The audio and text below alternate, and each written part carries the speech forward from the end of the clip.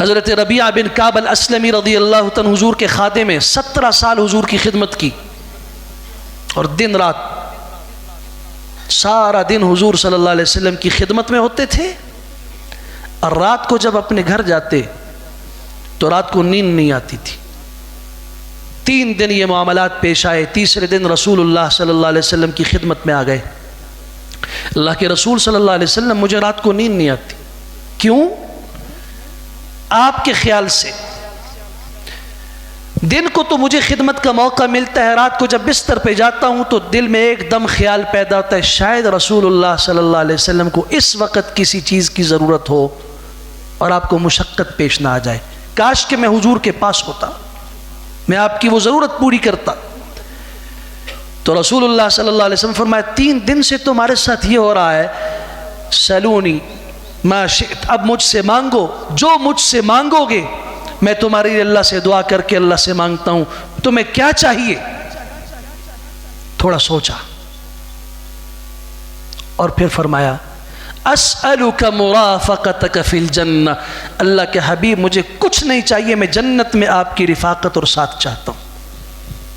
اب اللہ سے دعا فرمائیں اللہ جنت میں بھی آپ کے سائے سے مجھے محروم نہ کرے۔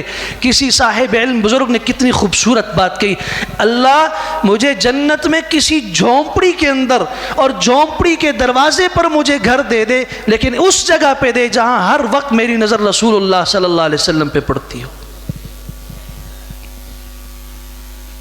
اور انسان جب جو چاہے گا وہاں پر وَلَكُمْ فِيهَا مَا تَشْتَهِي أَنفُسُكُمْ وَلَكُمْ فِيهَا مَا تَدَّعُونَ، تمہارے سینے میں جو چاہت ابھرے گی نا اللہ اسے پورا کر دے گا، جو تم زبان سے مانگو گے اللہ اسے پورا کر دے گا۔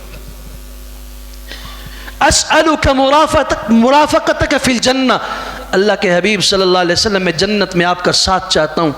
آپ علیہ السلام نے فرمایا اچھا بہت بڑی بات تم نے مانگی ہے، تو پھر ایک یاد رکھو فَأَعِنِّي عَلَى نَفْسِكَ بِكَثْرَةِ السُّجُودِ، پھر تمہیں نمازیں زیادہ پڑھنی پڑیں گی، پھر تمہیں سجدے زیادہ کرنے پڑیں گے۔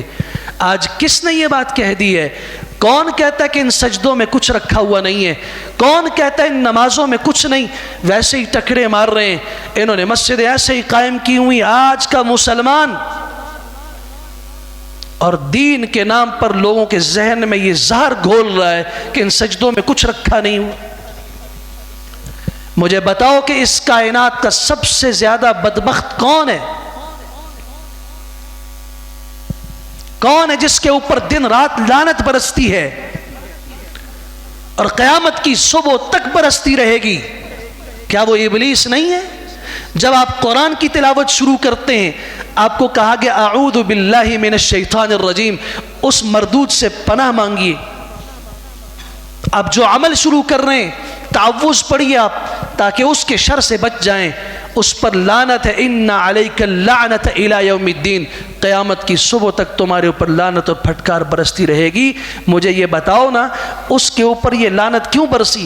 ایک سجدے سے انکار کیا تھا اس نے، اور آج مسلمان کہہ رہے کہ سجدے میں کیا رکھا ہے؟